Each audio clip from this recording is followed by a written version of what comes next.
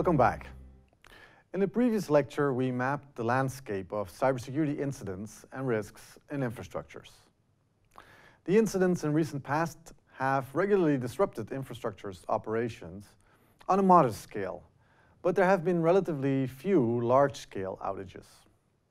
We ended on a rather sobering thought. It might get a lot worse in the future. Why? Well, because security experts have identified a large pool of vulnerabilities that have not yet been used in attacks, but that could be exploited successfully by more competent and motivated attackers. We will explore the following questions. Why do security experts think this pool of unused vulnerabilities is there? What are the structural causes for this pool of vulnerabilities? Who has the motive and competencies to exploit the vulnerabilities? And what can we do to defend infrastructure systems? Let us handle these questions one by one. Why do experts think there is a pool of vulnerabilities dormant in infrastructure systems? Well, here we can give a straightforward answer. Rarely a security conference goes by which does not include one or more presentations on newly discovered weaknesses in SCADA systems, new hacks to defeat defenses, and new evidence on actual exploitation. So if you work in this field, the rate of discovery of new vulnerabilities is increasing rather than decreasing. One reason for this is that more people than before are searching for these vulnerabilities. Discovery is mainly a function of the number of people who are searching. Okay, so that's discovery. But why are these vulnerabilities present in the first place? What are the structural causes behind this? Here, a number of factors come together. First, there is a growing presence of ICT systems and infrastructures.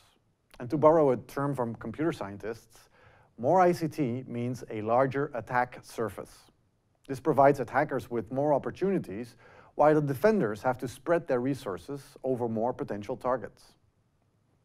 Second, these systems contain a virtually endless supply of vulnerabilities. One of the painful lessons of cybersecurity is that software contains many more mistakes and weaknesses than can ever be discovered and patched. This has to do with the amount and the complexity of computer code. Even a hardened operating system running on a single component can easily consist out of millions of lines of code, often tens of millions of lines of code. These are huge haystacks with many, many needles in them. Only recently are software developers getting better support in preventing such errors and weaknesses. But how to do this well, we are only just beginning to understand. A further complicating factor is that a lot of these ICT components were never designed with security in mind. Many of them were originally developed well before cybersecurity was an important issue. And these components were supposed to be functioning in a trusted environment, not in the hostile environment of the internet. And they were supposed to stay in place unchanged for decades. This legacy still plagues them. And this is just the complexity of a single component. Now imagine the many, many thousands of ICT components that are present in a specific infrastructure. There are so many, in fact, that the companies that operate them rarely have a full and accurate picture of their own ICT infrastructure. So they are regularly surprised by incidents that are not supposed to be possible. For example, many infrastructure providers keep their SCADA systems disconnected from the internet. That's a great idea because it makes the systems easier to defend. But it's very hard to implement in practice. Time and again, we see that systems that are not supposed to be online are nevertheless connected to the internet. A supplier who does maintenance work on these systems may have left a connection in place that the infrastructure operator has no knowledge of. Getting this under control is really hard because of the complexity. There's this wonderful expression from systems analysis. The chief manifestation of complexity is surprise. In other words, things are not what you thought they were. A third reason is that the competencies and the motives of the attackers are changing. This means that more people are trying to discover vulnerabilities. And the increased competencies mean that more arcane vulnerabilities can also be exploited. We return to these changes among attackers in a moment. The fourth and last reason is that infrastructure operators cannot simply copy the best practices to increase cybersecurity from other sectors with more experience. In other words, many of the ways in which defenders reduce vulnerabilities cannot be easily applied in infrastructures. One classic example is patching vulnerable software. If the manufacturer of a certain component discovers a bug, he often writes a so-called patch, a piece of software that replaces the buggy code running on some machine with something more secure. Your home computer does it all the time, and in most cases, fully automatically. Infrastructure operators do not have this luxury. Any change in their systems can potentially trigger outages, so they are very, very reluctant to patch their systems, and for good reason. We did research into large outages at a mobile network operator, and we found that the second largest cause of major outages was their own maintenance work, and patching was an important part of this. So these operators are stuck between a rock and a hard place. They can increase security by adopting best practices from the ICT sector, but this might actually reduce the reliability of their services. There is currently no good answer to this dilemma. To sum up, next-generation infrastructures contain a much larger pool of vulnerabilities than have been exploited so far, and this will remain the case in the immediate future. It is a truism that every ICT system can be hacked. It's just a matter of how much effort is being put in. And that brings us to the next question. Who has the motive and means to exploit these vulnerabilities? We don't have time to discuss the types of attackers in detail, but you can imagine it makes a big difference whether you are defending systems against criminals motivated by money, or hacktivists with a political agenda, or nation states conducting espionage, or actors who want to destroy infrastructure. The most important point to understand is this. Some attackers have the motive, but not the means, to compromise critical systems at a significant scale. Other attackers have the means, but not the motive. Only a few actors have both. The first type, motivated, but not that competent, applies to hacktivists and terrorists, so far. You may hear a lot about them in the media and in Hollywood movies, but the reality is that they are currently not competent enough for serious attacks. The incidents attributed to them have been of limited impact. Of course, they might get better. Though one has to wonder whether terrorists, for example, see this as a priority. If you are a terrorist organization and you want to take down the power grid in a country, it's cheaper, easier, and more effective to use conventional explosives in a few targeted places.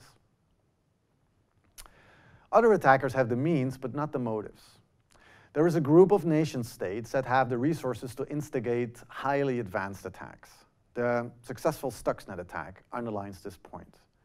The Iranian government kept a nuclear installation in Natanz disconnected from the internet and also protected its systems in many other ways. Notwithstanding these efforts, the plant was compromised and sabotaged. The question is, what motivates nation states to attack infrastructure in other countries? Stuxnet was an act of sabotage focused on a very specific industrial activity, uranium enrichment. It was motivated by a very specific geopolitical objective, stopping Iran from developing a nuclear weapon. The Stuxnet attack has been called cyber war. Actually, a lot of things have been called cyber war. All of these claims are baloney. That sounds harsh, but when you study these issues in more detail, you learn that the whole concept of cyber war is nonsense. Avoid using it at all costs. If you're interested in this debate, I recommend reading this book, Cyber War Does Not Exist. In any case, there are three main motivations for nation states to initiate cyber attacks. Sabotage, as with Stuxnet, espionage, and as part of an armed conflict. None of these motives are consistent with causing widespread disruption of civil infrastructure in another country, except as part of an armed conflict. In other words, except for during all-out war, nation states may have the means but not the motivation for disruptive cyber attacks, only for espionage and focused acts of sabotage. So that brings us to the final question of this lecture. What can we do to defend infrastructure systems? Obviously, one cannot answer this question by mentioning some specific security technology or countermeasure. There's no silver bullet. As we discussed a moment ago, we cannot even advocate that infrastructure operators should adopt best practices from cybersecurity. So operators will have to make trade-offs and select whatever technical means they think are effective in reducing risks at a reasonable cost and without jeopardizing other key objectives like reliability of service. Rather than a technological issue, the question of how to defend infrastructures raises an issue of governance. The concept of governance is a whole can of worms on its own, but for now, let's just say it's the set of institutional checks and balances that are put in place around cybersecurity practices by infrastructure operators. Do we need governmental regulation, or can we depend on self-regulation? The key question here is, which incidents can we tolerate, and which incidents do we have to prevent at all costs? Here it makes sense to introduce two views on security, borrowed from the field of reliability: marginal security and precluded event security. Marginal security is the right paradigm for incidents that may be costly, but not catastrophic. Here, operators can learn from trial and error and trade off the costs and benefits of reducing certain risks on a case-by-case basis. Given the abundance of vulnerabilities, it's really valuable to be able to prioritize risk reduction based on empirical evidence of where incidents actually occur. And the operators are in a good position to push this process forward. In terms of oversight and regulatory checks, the key issue is whether the incidents that do happen cause damage to third parties. If so, some form of liability of the operator may be warranted. That way, the operator takes the external damage into account when making cost-benefit trade-offs around security investments. The second paradigm is for those incidents that have to be precluded at all costs. Think of a nuclear meltdown. For such incidents, there is no trial and error. The first trial may be the last error. Here, organizations are not guided by the impact of ongoing incidents, but by the potential impact of worst-case scenarios. The impact of such events for society at large implies highly intrusive forms of oversight and government regulation. As you can imagine, precluded event security is incredibly costly and difficult. We can only approach a small set of risks this way. We do not yet have a clear idea on what precluded events look like in terms of cybersecurity and infrastructures. But in general, infrastructure operators know very well what the events look like in terms of their primary services and technologies, because their whole organization is focused on preventing such incidents, such as large-scale collapse of the electricity grid or airplanes crashing in the air traffic control system. The key is to find out which incidents in ICT could lead to such events. Underlying these two approaches are two different and conflicting views on what it means to ensure cybersecurity in critical infrastructures. The approach of marginal security is a very powerful and efficient way to deal with risk, and it should be the guiding model in many cases. On the other hand, the Achilles heel of this approach is the fact that it cannot deal very well with scenarios of low probability and high consequence. Widespread and extended failure of infrastructures would have catastrophic consequences. That such a pervasive failure has not happened yet and has a low probability complicates our formulation of a response. Like other events with a low but non-trivial probability, it could be considered a black swan event. Cost-benefit analysis of such catastrophic events would help in shaping more rational responses, but it is extremely difficult.